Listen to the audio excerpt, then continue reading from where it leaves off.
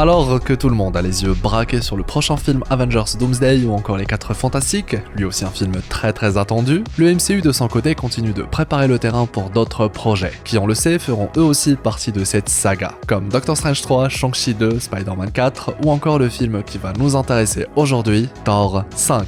Plein de films qui nous ont teasé une suite à travers leurs scènes post-crédits, des suites des plus intéressantes. Mieux, notre Thor, lui, n'aura pas seulement le droit à un retour via son prochain opus, Thor 5, puisqu'il va également avoir un rôle primordial dans les films Avengers. Sortez vos costumes de super-héros, installez-vous confortablement à exploser le pouce bleu avec le gant de l'infini. Je suis HeroesFR et aujourd'hui, on s'attaque au nouveau film Thor 5.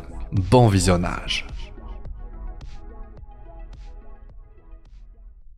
S'il y a bien un élément particulier que le Marvel Cinematic Universe a mis en lumière durant tout le film Thor 4, c'est bien la vaste étendue de l'univers, du cosmos, ainsi que la diversité des divinités qui l'habitent.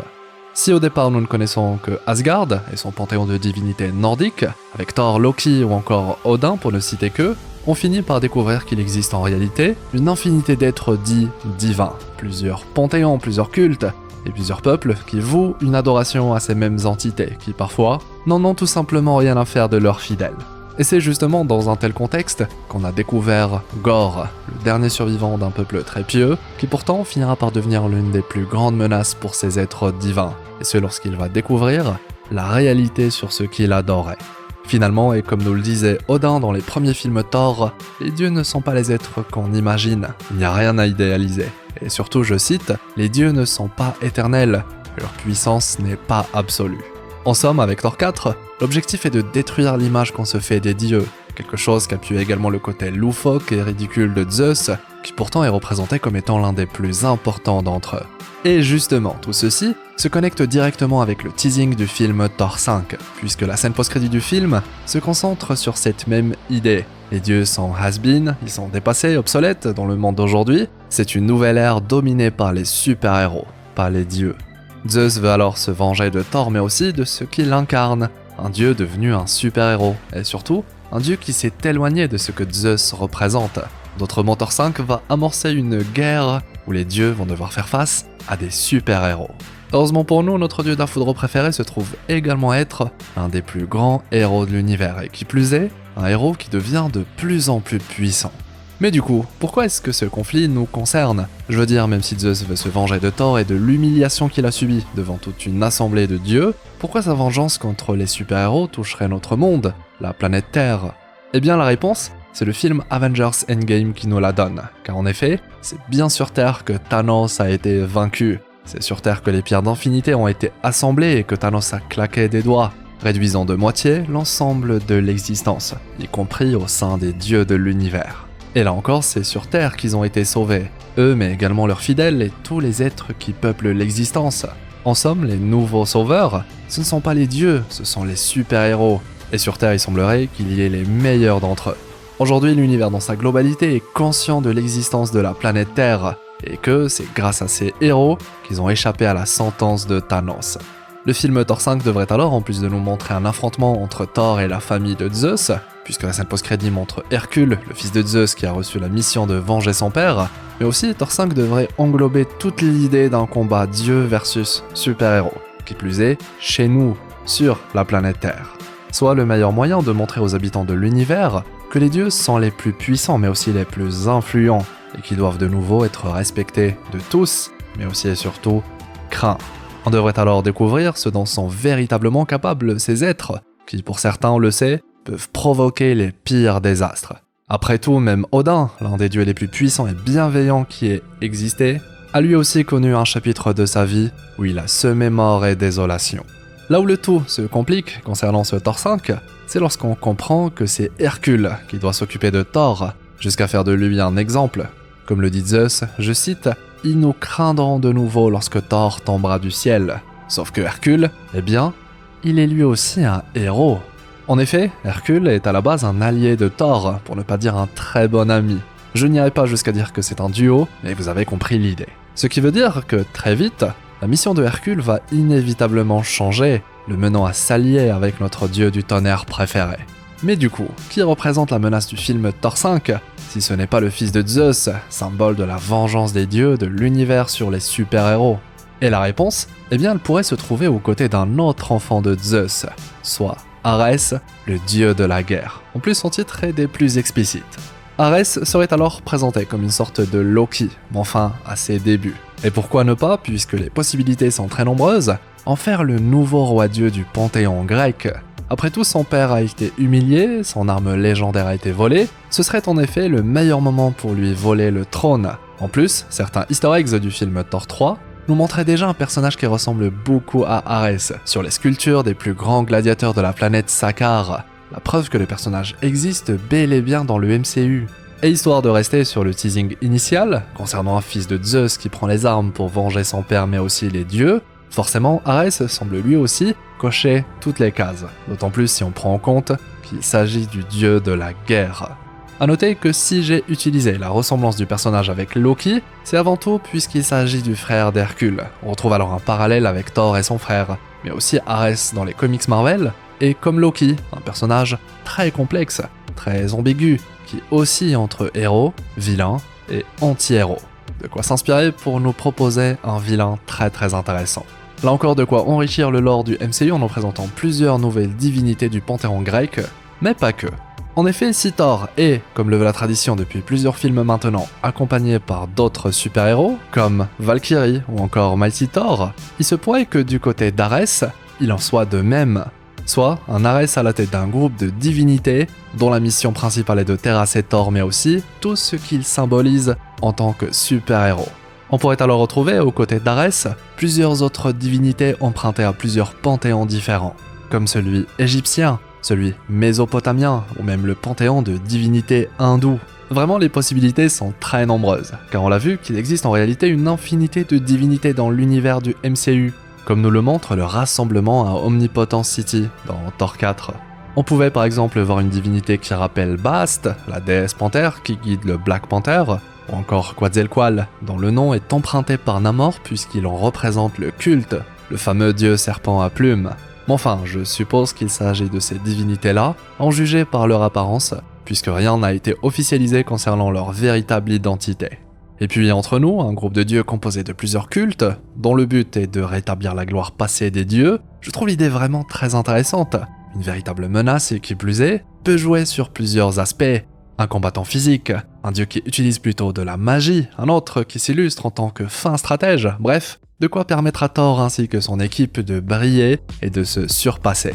Quant à Thor, ça permet d'autant plus à son personnage de continuer son évolution ainsi que son développement, un dieu qui doit s'opposer au sien, dans un but plus grand, surtout que Thor est à la fois un dieu, mais aussi un super-héros. Et vous savez quoi, une telle intrigue va une nouvelle fois nous permettre de replonger dans l'histoire d'Asgard ainsi que ses dieux, car comme le veut la tradition, chaque nouveau film Thor nous permet d'en savoir plus sur l'impact qu'a eu Asgard et ses dieux, sur l'univers et ce depuis l'aube des temps. Vraiment l'histoire de la famille royale d'Asgard est aussi fascinante que mystérieuse. En effet, dans les premiers films Thor, on découvre la guerre menée par Bor, le père d'Odin, ainsi que son acquisition d'une pierre d'infinité. Mais ce n'est pas tout, on apprend par la suite l'existence du pacte d'Odin avec les géants de glace, un accord qui le conduit à adopter Loki. Ce dernier finit alors par découvrir la vérité sur ses origines, il est en réalité l'héritier légitime du trône de Jotunheim, l'un des 9 royaumes conquis par Odin. Ensuite, dans Thor 3, on découvre la conquête d'Odin lui-même ainsi que son passé sombre. C'était d'ailleurs l'occasion de rencontrer Hela, premier enfant d'Odin, une déesse presque immortelle du moment qu'elle se trouve sur Asgard. Enfin, Thor 4 est venu continuer cette longue tradition en nous révélant le lien étroit entre la prophétie d'éternité et Asgard, en nous révélant que la clé vers éternité était un pouvoir que possèdent les rois-dieux d'Asgard, le Bifrost, une magie très puissante et très ancienne qui permet d'ouvrir le sceau qui mène à l'une des entités cosmiques primordiales. Odin avait depuis toujours accès à un vœu, peu importe sa nature, pourtant il ne l'a jamais utilisé. C'est vous dire l'influence qu'avait Odin de son vivant, et encore les révélations sont loin d'être terminées. Ainsi, ce Thor 5 pourrait continuer la tradition, et pourquoi pas nous révéler ce que signifie véritablement le rôle de gardien des 9 royaumes, et pourquoi aucune divinité n'a le droit de s'approcher de la planète Terre, puisqu'elle est sous la protection d'Odin, la Terre étant Midgard, l'un des 9 royaumes conquis par ce dernier. Bien évidemment, cela ne concerne pas seulement les dieux. Même Thanos a attendu la mort d'Odin avant de passer à l'acte. Et si aujourd'hui Zeus ose déclarer la guerre à Thor ainsi qu'aux super-héros, C'est pour la même raison. Odin n'est plus. Alors, comme de nombreux êtres à travers l'univers, ils peuvent enfin révéler leurs véritables intentions. Quant à notre Thor, eh bien tout porte à croire qu'il est le digne héritier de son père. Déjà, il commence petit à petit à recevoir les pouvoirs de son père, la Odin Force. Thor 4 permet d'ailleurs à plusieurs reprises de nous montrer le phénomène, mais aussi, Thor doit via Thor 5 embrasser son héritage. Enfin, il doit reprendre la place de son père en tant que gardien des 9 royaumes, inscrivant de nouveau la planète Terre, Midgard, sous sa protection. Il faut alors qu'un événement majeur se produise dans le film Thor 5, un affrontement d'une ampleur telle que son écho résonnera à travers tout l'univers, histoire que personne n'ose s'approcher de la Terre, comme ce fut le cas du temps d'Odin. D'autant plus qu'en ce moment, il y en a des choses intéressantes à aller récupérer sur Terre, comme la dépouille du céleste mort Tiamut, qui regorge de richesses. Sûrement que plusieurs organismes extraterrestres souhaiteront s'emparer de tout ce que la dépouille d'un céleste a à offrir.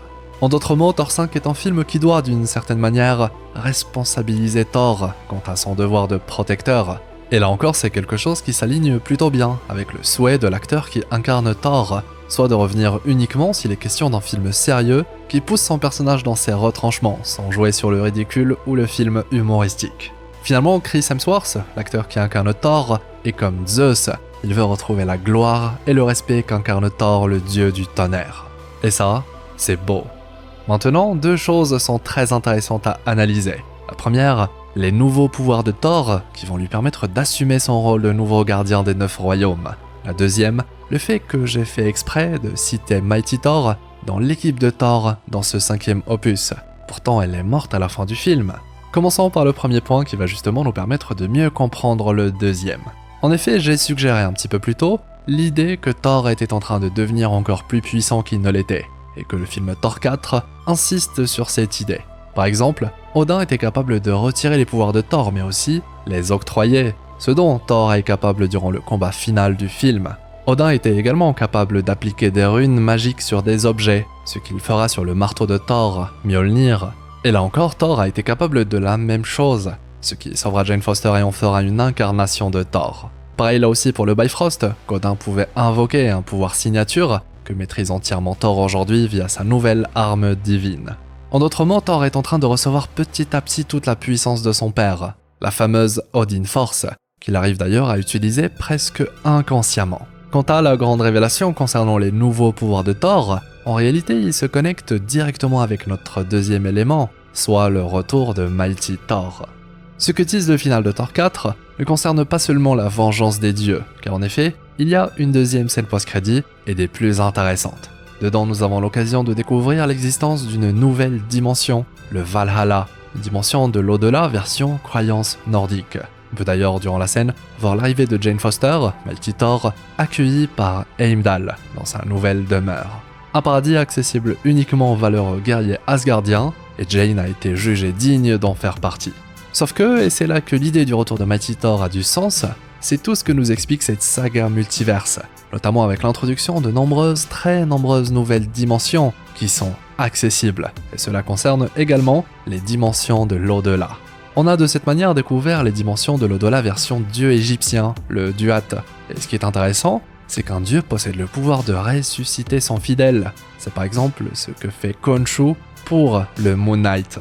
Ainsi, vous l'aurez compris, Thor étant le nouveau représentant du panthéon nordique, celui qui possède les nouveaux pouvoirs d'Odin pourrait à terme développer le pouvoir de visiter le Valhalla, un des nombreux pouvoirs qu'offre la Odin Force.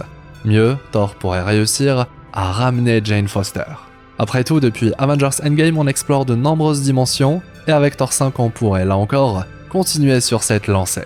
Personnellement, j'aime beaucoup l'idée, et puis c'est très cohérent avec ce qu'on apprend sur les dieux, leur fonctionnement, leurs dimensions propres, etc. Maintenant, et avant de clôturer notre exploration d'aujourd'hui, parlons d'un ultime élément, soit l'importance de Thor dans les films Avengers. Car si nous avons souvent mis en avant l'importance de Deadpool, teasé via son film et le fait que le TVA garde un œil sur lui, mais aussi on a besoin dans le futur lors d'un grand événement, on oublie qu'il en est également de même pour Thor. L'agent Paradox, dans le film Deadpool et Wolverine, nous explique que le TVA possède une technologie qui lui permet de visualiser les possibles futurs, et dans l'un d'entre eux, on voit justement Deadpool interagir avec Thor. La séquence se veut humoristique, mais pas que, puisqu'il s'agit d'une preuve La preuve que Thor est lui aussi un élément important dans la grande guerre multiverselle que prépare le TVA, comme Wade, mais aussi que dans un possible futur, Thor est encore en vie. Nous sommes donc sûrs que Thor survivra au film Thor 5 et participera donc au fameux Avengers 6 Secret Wars.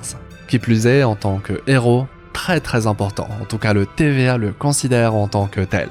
Ici on ajoute Loki dans l'équation Avengers Secret Wars et le fait qu'il veille sur tous les êtres qui lui sont chers, dont son frère, alors forcément que Thor est comme Loki, destiné à un but glorieux. Un sujet qui mérite sûrement sa propre vidéo. Et j'espère que l'exploration d'aujourd'hui, elle, vous aura plu.